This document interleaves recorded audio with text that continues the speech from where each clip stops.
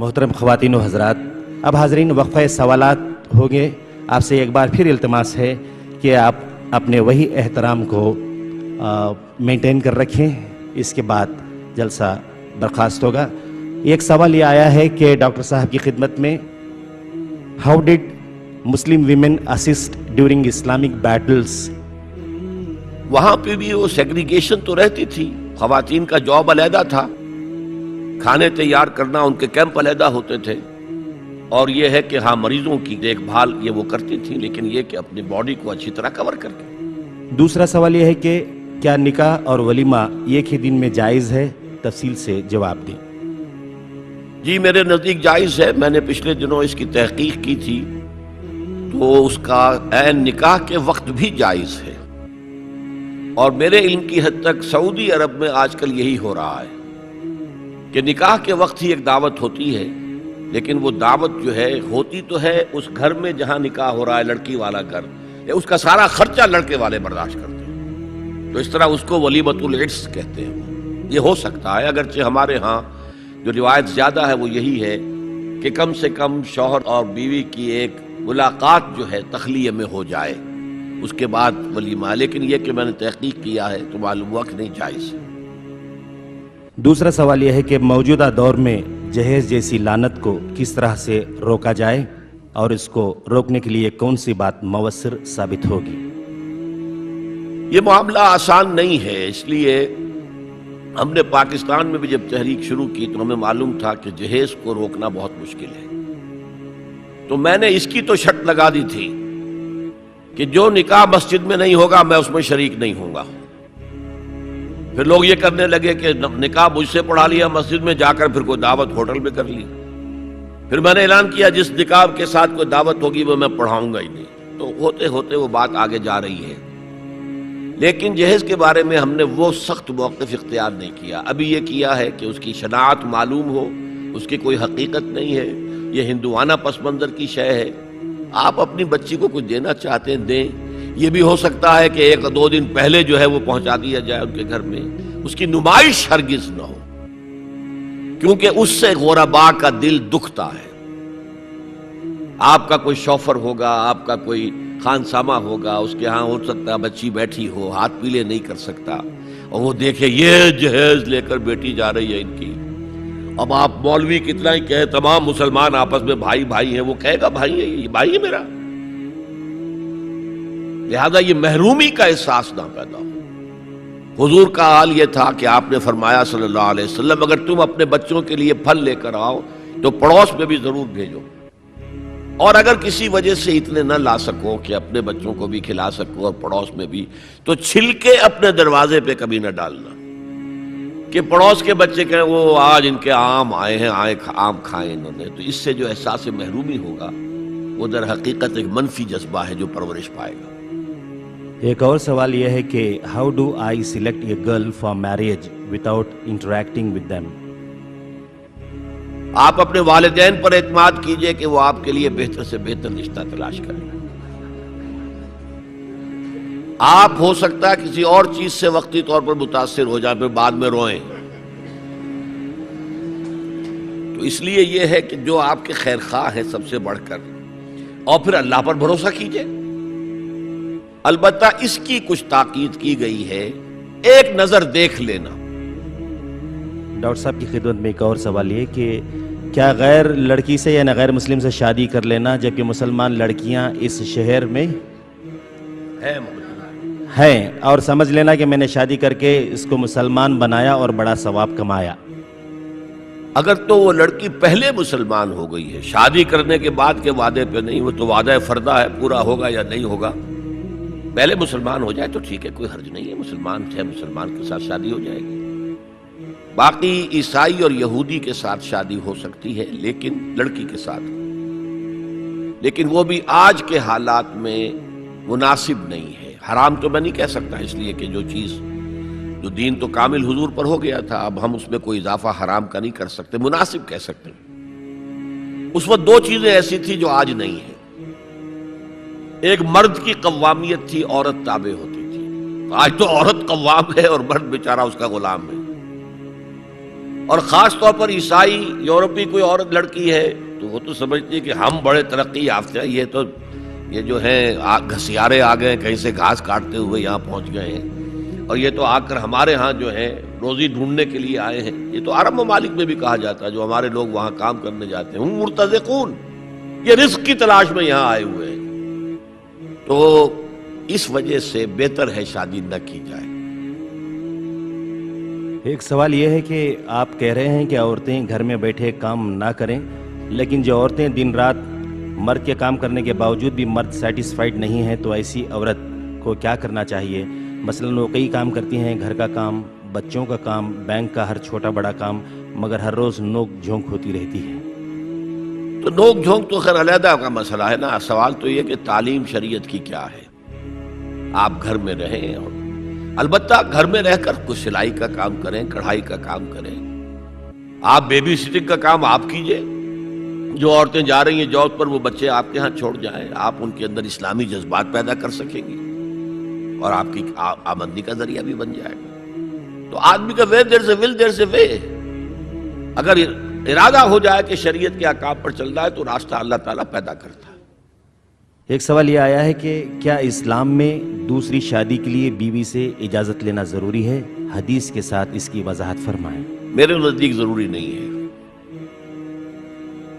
اس کے علاوہ ایک اور سوال یہ ہے کہ is it correct for a wife not to do any household work including cooking also on the plea that it is husband's lookout? نہیں، گھر کا کام کرنا چاہیے اور مردوں کو بھی حتی الامکان اس میں ہاتھ بٹانا چاہیے۔ حضور ازواج مطہرات کا ہاتھ بٹاتے تھے گھر کے کام، تو اس اعتبار سے وہ ایک ایمیکیبل جو ہے معاملہ چلنا چاہیے۔ سوال یہ ہے کہ عیسائی لڑکی کلمہ پڑھ کر اسلام قبول کر کے مسلم لڑکے سے نکاح کر لیتی ہے، 1 سال بعد پھر وہ عیسائی ہو جاتی ہے، تو اب لڑکے کو کیا کرنا چاہیے اس وقت جبکہ ایک بچہ بھی پیدا ہو چکا ہے؟ ایسے تو عیسائی لڑکی عیسائی ہوتے ہوئے بھی آپ کے نکاح میں آ سکتی تھی، لیکن اگر کسی نے یہ ہیلا اختیار کیا ہے تو آپ کا اختیار ہے، آپ چاہیں تو طلاق دے دیں اور چاہیں تو رکھیں اسے، بحیثیت عیسائی وہ رہ سکتی ہے قانوناً۔ اگرچہ میں نے عرض کیا ہے کہ اس وقت صورتحال کی تبدیلی کی وجہ سے وہ خطرناک ہے، وہ بچوں کو اپنے رنگ میں ڈھال لے گی، اس لیے بہتر ہے اس کو طلاق دی جائے۔ سوال یہ ہے کہ ایک باپ شرابی ہے اور زانی بھی ہے، اپنی بیوی بچوں کی دیکھ بھال بھی ٹھیک نہیں کرتا، بچوں کی تعلیم کا کوئی بندوبست بھی نہیں کرتا، بچوں کو اسلامی معاشرے سے آگاہ بھی نہیں کراتا، ایسے باپ کے لیے کیا حکم ہے؟ ایسے باپ کو بھی سمجھائیے، دین کی تعلیم پہنچائیے، کوشش کرتے رہیے، اللہ سے اس کے لیے دعا کیجیے، لیکن بہرحال باپ تو ہے، آپ اس کا انکار تو نہیں کر سکتے۔ ڈاکٹر صاحب، you have discussed 3 topics to implement marriage system. Out of 5, nikah in masjid, no reception from bride's side, no dowry. Please comment on rest of the 2. نہیں، ایک اور یہ کہ بارات کا تصور ختم، 4 ہو گئے۔ 5واں یہ ہے کہ جو خطبہ نکاح ہوتا ہے، جو نکاح خواں پڑھتا ہے، یہ صرف کوئی جنتر منتر نہیں ہے، یہ ہے واعظ اور نصیحت کے لیے۔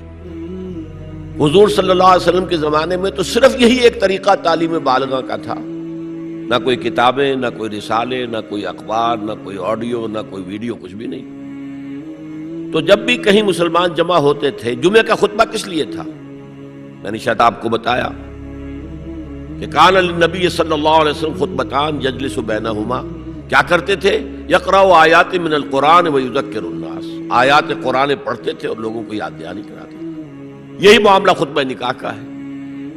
اب ہمارے ہاں کیا ہے کہ جمعے کے خطبہ تو لوگوں کو سمجھ میں نہیں آتا، دیہات میں تو ایسے لوگ امام بھی ہوتے ہیں کہ جو خود بھی نہیں پڑھ سکتے، لہذا وہ کتاب سے اٹک اٹک کر پڑھتے ہیں، تو اور اگلوں کو کیا پتا، لہذا اس سے پہلے آپ واعظ رکھتے ہیں، یا اہل حدیث حضرات پھر اردو کے خطبے کو بھی، واعظ کو بھی شامل کر لیتے ہیں عربی خطبے کے ساتھ۔ تو یہی کام ہم کرتے ہیں۔ 5ویں بات یہ ہے کہ خطبہ نکاح صرف پڑھا نہ جائے، اس کا ترجمہ سنایا جائے لوگوں کو، اور اس کی مختلف وضاحت کی جائے کہ کیا اس میں تلقین ہے، کیا اس میں نصیحت ہے، کیا اس میں آپ کے لیے ہدایات ہے۔ سوال یہ ہے کہ آپ نے اخبارات کو یہ بیان دیا ہے کہ کشمیر سے متعلق آپ نے جو کہا ہے اس کی وضاحت کریں، جبکہ بقول مودودی کشمیر کے ساتھ میرا تعلق وہی ہے جو میرے اپنے جسم کے کسی حصے کا تعلق میرے ساتھ ہے۔ ماخوذ مومن صادق کی پہچان جہاد۔ لیکن شاید آپ کے معلوم ہوگا کہ 1948 کے جہاد کشمیر کو مولانا نے جہاد نہیں مانا تھا اور اس پر ان کے خلاف بڑا طوفان اٹھا تھا، اور انڈین ریڈیو نے بہت زیادہ ایکسپلائٹ کیا تھا ان کے اس بیان کو۔ تو میں نے بھی اصل میں جو کہا وہ ہے کہ جہاد فی سبیل اللہ نہیں مانتا۔ اصل میں معاملہ کیا ہے؟ ایک جہاد ہے فی سبیل الحریت، آزادی کے حصول کے لیے، سیلف ڈٹرمنیشن کے حصول کے لیے جہاد، اور اس میں بھی میں بہتر یہ سمجھتا ہوں کہ اگر کشمیری اس طرح کا جہاد کرنا چاہیں تو پیسفل ذرائع سے کریں۔ اگر 1,00,000 آدمیوں کا جلوس نکلے اور اس کے اوپر جو ہے فائرنگ ہو، 100 آدمی مر جائیں، پوری دنیا میں تہلکہ مچ جائے گا۔ انہیں سیاسی اعتبار سے جدوجہد کرنی چاہیے تھی۔ مجھے آپ حضرات کو زیادہ یاد ہوگا کہ اندرا گاندھی نے 2 منسٹریز کو ایک دم جو ہے برخاست کیا تھا۔ ایک آندھرا پردیش کی، وہ جو رام کا کردار ادا کرتا تھا ایکٹر، کیا نام تھا اس کا، این ٹی راما راؤ، اور ایک فاروق عبداللہ کی کشمیر کی۔ یہاں سے 2,00,000 آدمی جا کر اور منسٹر ہاؤس کا گھیراؤ کر کے بیٹھ گئے کہ تم کون ہوتی ہو؟ ہمارا الیکٹڈ وزیر اعلیٰ ہے، وہ نہیں اٹھیں گے یہاں سے جب تک کہ اپنا حکم واپس نہیں لیتے۔ انہیں واپس لینا پڑا، اور کشمیر سے اب اس کا ڈاکٹر فاروق عبداللہ کا بہنوئی آ کر بیٹھ گیا، جی میں حاضر ہوں جو حکم دے۔ کوئی ایجیٹیشن نہیں ہوا۔ یہ فرق ہے۔ آپ آرگنائز ہو، آرگنائز کر کے ایک پیسفل انداز میں اپنا مطالبہ سامنے رکھیں، اور اگر اس میں پھر اگر گولیاں چلیں، اب کہتے ہیں 70,000 جو ہیں وہ شہید ہو گئے ہیں، مارے گئے ہیں، یہ ہوا ہے، اتنی عورتیں جو ہیں ان کی عصمتیں لوٹی ہیں، اتنے گھر جلے ہیں، اتنی دکانیں جلی ہیں۔ اگر پیسفل طریقے سے اس کا 10واں حصہ بھی قربانی دیتے تو اپنا مقصد حاصل کر سکتے تھے۔ ایک سوال یہ کہ نماز میں خشوع و خضوع کو کس طرح قائم کیا جائے، اور خشوع و خضوع سے صحیح مراد کیا ہے؟ خشوع و خضوع، خشع کہتے ہیں جھکنے کو، اور خضع کہتے ہیں دل کی نرمی کو۔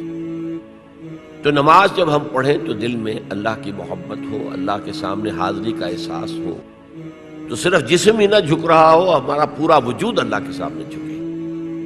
اور اس کے لیے ضروری کیا ہے؟ وہی بات، 100 باتوں کی ایک بات، ایمان کو گہرا کیجئے، تو نماز جو ہے وہ معراج المومنین بن جائے گی۔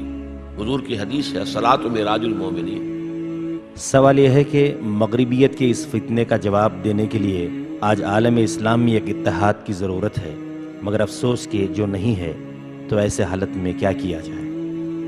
ایسے حالت میں اصل میں عالم اسلام کے اتحاد کو تو ذہن سے آپ نکال دیجئے، یہ انہونی شے ہے، یہ نہیں ہوگی۔ جو کچھ ہو سکتا ہے وہ یہ ہے کہ کسی ایک ملک کے مسلمان اپنے ملک میں اسلامی نظام برپا کر دیں اور پھر دنیا کو دکھا سکے، come and see with your own eyes this is Islam. اسلام کو ریپرزینٹ کریں، اللہ اور اس کے رسول کی نمائندگی کریں۔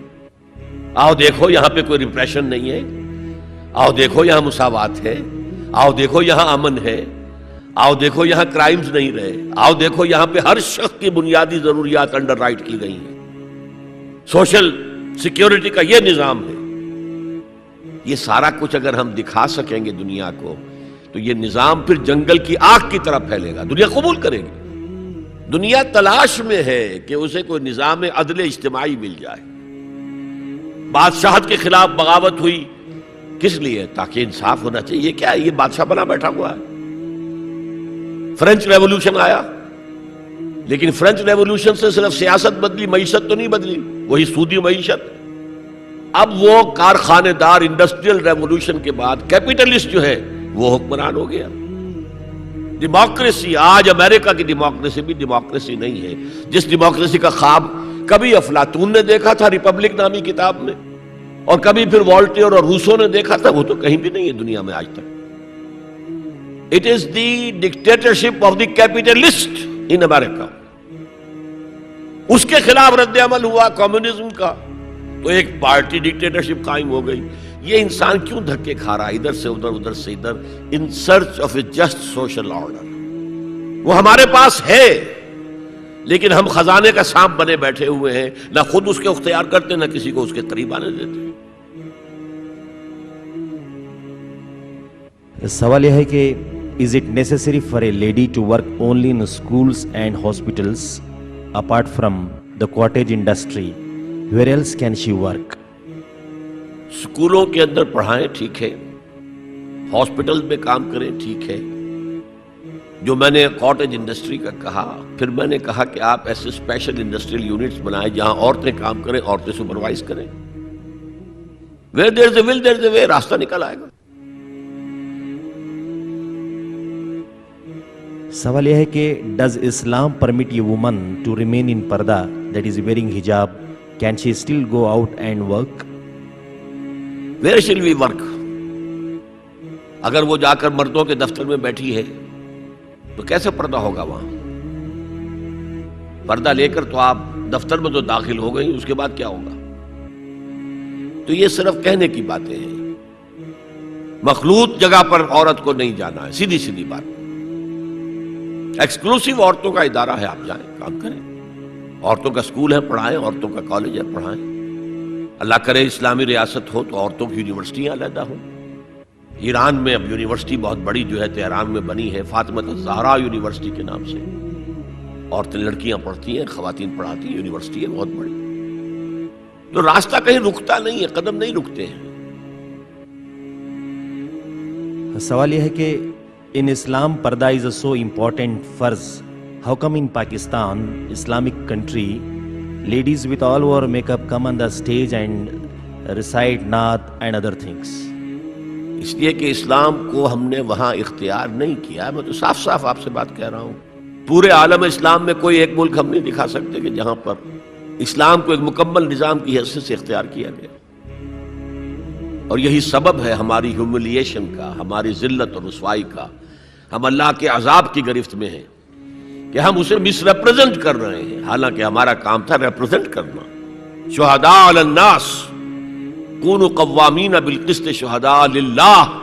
اللہ کے حق میں گواہی دینے والے کھڑے ہو جاؤ عدل و انصاف کو قائم کرنے کے لیے. ایک اور سوال ڈاکٹر صاحب کی خدمت میں یہ بھیجا گیا ہے کہ in case of husband's death can a woman go out for work to take care of her family? اس میں بھی پابندی وہی رہے گی، گھر پہ بیٹھ کر کام کریں. ہمارے ہاں یہ مثالیں خاندانوں میں ہیں. بچوں کو پالا ہے، گھر میں بیٹھ کر سلائی کا کام کیا، کڑھائی کا کام کیا، اپنے یتیم بچوں کو پالا ہے. میں نے ایک اور بتا دیا ہے کہ جو ورکنگ ویمن ہیں، غیر مسلم ہوں کوئی ہوں، ان کے بچوں کو آپ سنبھالیں. جب وہ کام کرنے جاتی ہیں بیبی سٹنگ کا کام ہے. اچھا ہے، بہت عمدہ ہے. ایک ہمارے غیر مسلم بھائی نے کوشچن بھیجا ہے ڈاکٹر صاحب کے لیے کہ I want to become Muslim but I'm confused by the sects of Islam. What I should follow? آپ قرآن کا مطالعہ کریں اور قرآن اور سنت کو اپنا امام بنا لیں. حتی الامکان سیکس کو چھوڑ دیجئے، کوئی ضروری نہیں ہے. حنفی ہونا فرض نہیں ہے، مالکی ہونا فرض نہیں ہے. لہذا اصل شے ہے قرآن و سنت. دوسرا سوال یہ ہے کہ after marriage if mother and wife were not able to understand each other after number of attempts to reconcile them, can husband provide or make his wife a separate accommodation? Is it right? یہ بالکل صحیح ہے، اور عورت کا حق ہے کہ وہ ڈیمانڈ کرے کہ اپنا سکنا جو ہے رہائش وہ علیحدہ ہو. یہ عورت کے حقوق میں سے. سوال یہ ہے کہ ہندوستان کے مسلمان پاکستانیوں کو بھائیوں سے بڑھ کر سمجھتے ہیں، لیکن یہ جذبہ پاکستانی بھائیوں میں اتنا نہیں ہے. ایسا کیوں؟ اس کی وضاحت فرمائیں.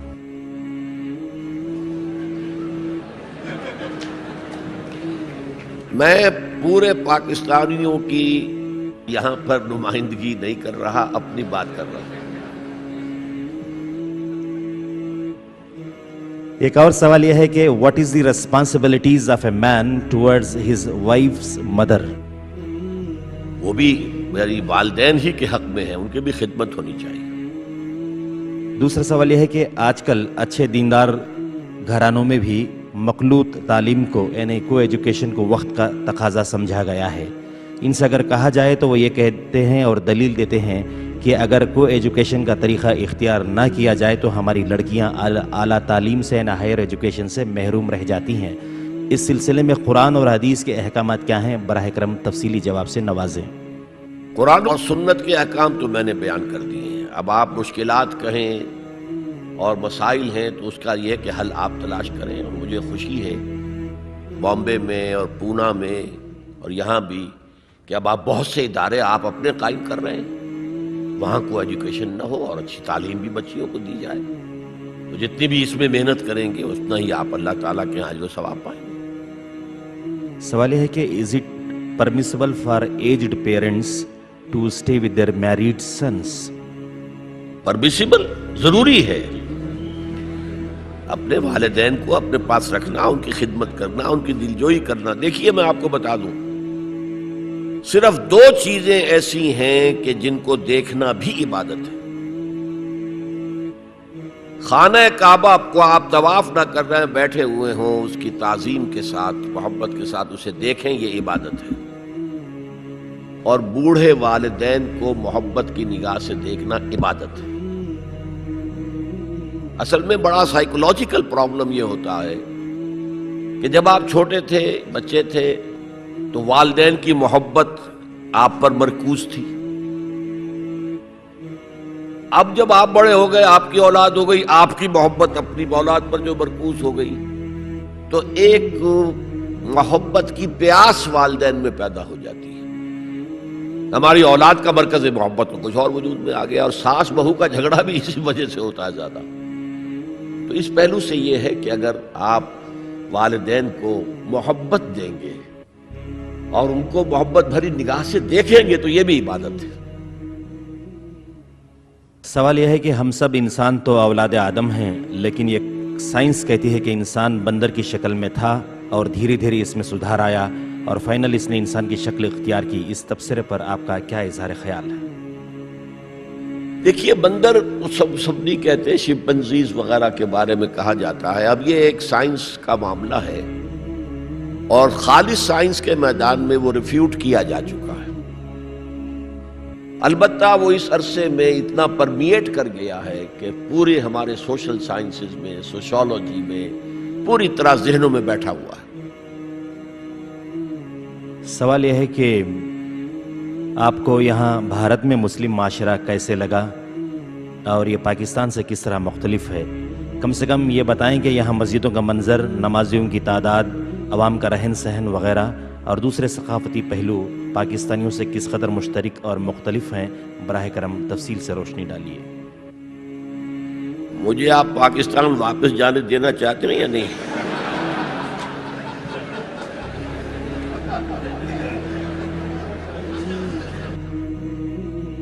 सवाल यह है कि is it right and just for a husband to be irresponsible towards his first wife and children after marrying another women?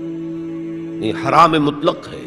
दोनों में मुसावात कायम रखना बहुत जरूरी है। सिर्फ जिस चीज की इजाजत दी गई है वो ये है कि आपका कल्बी मैलान किसी एक की तरफ ज्यादा हो सकता है जिस पर आपको कंट्रोल नहीं है, लेकिन जो चीजें नापी जा सकती हो, तोली जा सकती हो, गिनी जा सकती हो, उनमें बराबरी करना लाजिम है। जैसे हुजूर ने अज़वाज के औकात मुकर्रर किए हुए थे, दिन मुकर्रर किए हुए थे, रोजाना असर से मगरिब के दरमियान सबका एक चक्कर लगाते थे, एक अहवाल पूछने के लिए कैसी तबीयत है, और जो आता था माले गनीमत में से कुछ हिस्सा तो वो आप बराबर बराबर तकसीम करते थे। तो ये है, ये जरूरी है कि इंसाफ हो, सिवाय इसके कि कल्बी मैलान जो है वो इंसान के इख्तियार में नहीं होता। सवाल यह है कि why don't it be declared that husbands taking dowry is haram, because of which many of our sisters remain unmarried? हम तो यही कह रहे हैं, इसी का चर्चा कर रहे हैं कि असल में मसला क्या होता है कि इसका ताल्लुक हमारी माशी जिंदगी से है। होता क्या है, जिस माशरे में लड़कियां कम हो, लड़के ज्यादा हो, तो लड़की की कीमत देनी पड़ती है। यह है डिमांड एंड सप्लाई का मामला। پٹھان معاشرے میں لڑکیوں کی قیمتیں لیتے ہیں وہ، یعنی مہر کے نام سے، لیکن وہ والدین رکھتے ہیں اپنے پاس، ہم نے پالا پوسا، یہ کیا وہ کیا، اب یہ پیسہ ہمارا ہے۔ غلط ہے، حرام ہے، مہر لڑکی کا حصہ اسے ملنا چاہیے۔ جس معاشرے کے اندر لڑکے زیادہ ہو جائیں، لڑکیاں کم ہو، تو یہ ہوگا جب لڑکیاں زیادہ ہو گئیں تو ان کے لیے شوہر خریدنے پڑیں گے، ان کا مطالبہ آئے گا ہمیں کار لے کے دیجیے گا جی، ہمیں یہ کیجیے گا، یہ فلیٹ لے کے دیں یا وہ مکان۔ یہ بہت سی چیزیں ایسی ہیں کہ جن کا تعلق ہمارے معاشی زندگی سے ہے، لیکن تحریک ہم نے چلائی ہے کہ اول تو بالکل نہ ہو، سرے سے نہ ہو، لیکن اگر کچھ ہے آپ دینا دلانا چاہتے تو اخفاء کے ساتھ دیں، اس کی پابندی شرط ہے، لازم۔ سوال یہ ہے کہ تمام مفتیان کرام یہ فرماتے ہیں کہ ٹی وی کا گھر میں رکھنا حرام و ناجائز ہے، آپ کی رائے اس سلسلے میں کیا ہے؟ واضح طور پر جواب سے عنایت فرمائیں۔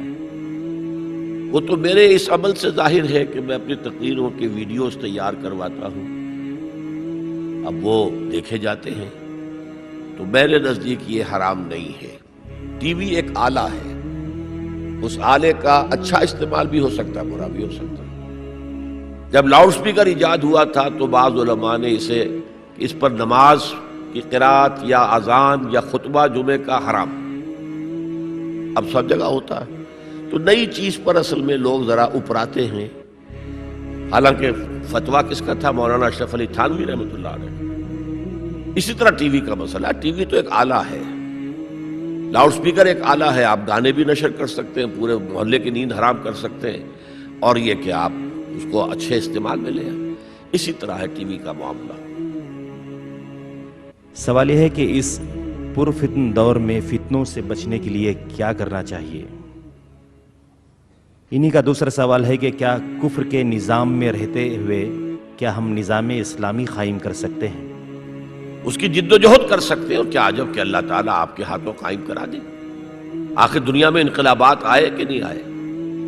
کمیونسٹوں نے زار کی فوجوں کا مقابلہ کر کے اور اس کی حکومت کا تختہ الٹا کہ نہیں الٹا؟ ایرانیوں نے شہنشاہ ایران کی ساری قوت کے باوجود وہاں سے بھاگنے پر مجبور کر دیا کہ نہیں کر دیا؟ تو یہ تو ہوتا ہے۔ لہذا اگر اللہ تعالیٰ ہمت دے، پہلے دعوت ہوگی، اور دعوت کے نتیجے میں سلیم الفطرت لوگ جو ہیں وہ آئیں گے، قریب آئیں گے، پھر انہیں منظم کیا جائے گا، پھر کسی عوامی پرامن تحریک کے ذریعے سے آگے بات بڑھے گی۔ اس پر پھر میری پوری کتاب ہے منہج انقلاب نبوی، اور آج کے دور میں اس میں کہاں کسی اجتہاد کی ضرورت ہے، کہ اس کتاب کے اندر میں نے بحث کی ہے۔ سوال یہ ہے کہ دل کی نماز کا اکثر چرچا ہوا کرتا ہے جی، سوال یہ ہے کہ اکثر دل کی نماز کا چرچا ہوا کرتا ہے، یہ دل کی نماز کا مسئلہ کیا ہے؟ کیا یہ سچ ہے؟ میں تو واقف نہیں ہوں، آپ سے پہلی مرتبہ سنا ہے۔ یہ میں جانتا ہوں کہ نماز دل کے ساتھ پڑھنی چاہیے، دلی آمادگی کے ساتھ پڑھنی چاہیے، لیکن دل کی نماز کیا ہے یہ میرے علم میں نہیں۔ ایک اور سوال آیا ہے کہ what is your opinion on the inter religious marriage that has become a fashion of today? Is it appropriate? Is it required to be accepted or not? جی نہیں، مسلمان مرد جو ہے وہ غیر مسلم صرف یہودی اور عیسائی لڑکیوں یا عورتوں سے شادی کر سکتا ہے قانوناً، وہ بھی میرے نزدیک آج کے دور میں مناسب نہیں ہے، اس کے نقصانات زیادہ ہیں۔ باقی کسی اور مذہب کے پیروکاروں سے شادی جائز نہیں۔ سوال یہ ہے کہ I am working in a girls school where the staff is all ladies, can I continue to work or should I quit my job according to Islamic شریعہ؟ نہیں، میں نے جو کچھ کہا اس کے مطابق تو آپ کام کر سکتی ہیں، وہاں عورتوں کا ماحول ہے، عورتوں کا اسکول ہے، عورتیں ہی اسٹاف ہیں، تو ٹھیک ہے، کام کریں۔ ایک اور سوال آیا ہے کہ ہم غیر مسلم کے سامنے یہ کیسے بیان کر سکتے ہیں وضاحت کے ساتھ کہ حضور اکرم صلی اللہ علیہ وسلم نے کئی شادیاں کی تھیں، کبھی یہ بھی کہا جاتا ہے کہ 11 ان کی بیویاں تھیں، کس طرح ہم اس کی وضاحت ان کو کر سکتے ہیں؟ کیسے اس کا ہم ان کو جواب دے سکتے ہیں؟ جواب دیجئے کہ راجہ دسرتھ کی کتنی تھیں، حضرت داؤد علیہ السلام کی کتنی تھیں؟ یہ ہر دور کی بات ہے۔ پولی گیمی جو ہے دنیا میں ہمیشہ رہی ہے، ہمیشہ رہی ہے، اور خاص طور پر قدیم زمانے میں جو سردار ہوتے تھے وہ اس لیے بھی شادیاں کیا کرتے تھے زیادہ کہ مختلف قبیلوں سے ان کے رشتے قائم ہو جائیں، تو اس سے یہ کہ سیاسی مصلحت بھی حاصل ہوتی تھی۔ پھر حضور یہ بھی چاہتے تھے کہ عورتوں کے بارے میں میری تعلیمات زیادہ سے زیادہ خواتین آگے پہنچا سکے میرے بعد۔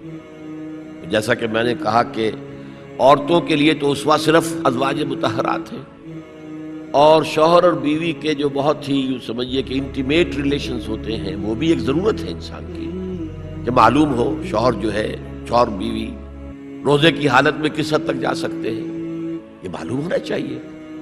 جس سے آگے بڑھیں گے تو روزہ ٹوٹ جائے گا اور کفارہ دینا پڑے گا 60 روزے، تو ہوش ٹھکانے آ جائیں گے۔ لہذا یہ تو ساری چیزیں، جیسے کہ بعض صحابہ نے آ کر عرض کیا حضور سے کہ حضور یہ یہودی ہمارا بڑا مذاق اڑاتے ہیں کہ تمہارا نبی تمہیں بڑی چھوٹی چھوٹی باتوں کی تعلیم دیتا ہے۔ آپ نے فرمایا ان سے کہو ہاں، ہمیں تو ہمارے نبی نے طہارت کرنی بھی سکھائی ہے، وہ بھی زندگی کا ایک حصہ ہے، جسم پاک ہوگا تو عبادت ہوگی۔ لہٰذا یہ ساری چیزیں جو ہے وہ اس کے لیے بھی ضرورت تھی، خاص طور پر حضرت عائشہ کے ساتھ اس کے ینگ ایج میں شادی کی سب سے بڑی غرض و غایت، کیونکہ انہیں اتنا عرصہ ملا پھر بعد میں، اور وہ معلمہ امت بن گئی، اور وہ جو فقہائے صحابہ ٹاپ کے ہیں ان میں ان کا شمار ہے۔ اس اعتبار سے عبداللہ ابن مسعود ہیں، حضرت عمر ہیں، حضرت علی ہیں، یہ ہے فقہائے صحابہ، اور ان میں ہی حضرت عائشہ صدیقہ رضی اللہ تعالیٰ عنہ کا نام بھی ہے۔ سوال یہ ہے کہ kindly clarify regarding family planning in the light of Quran and حدیث۔ فیملی پلاننگ کے لیے کنٹراسیپٹیو میتھڈز کا استعمال حرام نہیں ہے، لیکن یہ کہ اس کو ایک فلسفے کی حیثیت سے اختیار کرنا یہ ایمان کے منافی ہے۔ کہاں سے کھائیں گے، کیا کریں گے، کیسے کریں گے، تو اللہ تعالیٰ کی رزاقیت پر it's a vote of no confidence. اللہ تعالیٰ کی رزاقیت جو ہے، اللہ نے اسی لیے فرمایا وَلَا تَقْتُلُوا أَوْلَادَكُمْ خَشْيَةَ إِمْلَاقٍ نَحْنُ نَرْزُقُهُمْ وَإِيَّاكُمْ۔ اپنی اولاد کو وہ مفلسی کے انداز وجہ سے بھی قتل کر دیتے تھے، مت قتل کرو اپنی اولاد کو مفلسی کے اندیشے سے، ہم ہی انہیں رزق دیں گے، تمہیں بھی ہم ہی دیتے ہیں۔ تو اس اعتبار سے وہ فلسفے کے اعتبار سے وہ مسئلہ غلط ہے، لیکن فقہی اعتبار سے یہ ہے کہ منع حمل کی کوئی تدبیر ہو، یہ نہ ہو کہ باڈی کے اندر مستقل کوئی چینج کر دی جائے، اسٹیرلائزیشن وغیرہ، یہ چیزیں جائز نہیں ہیں۔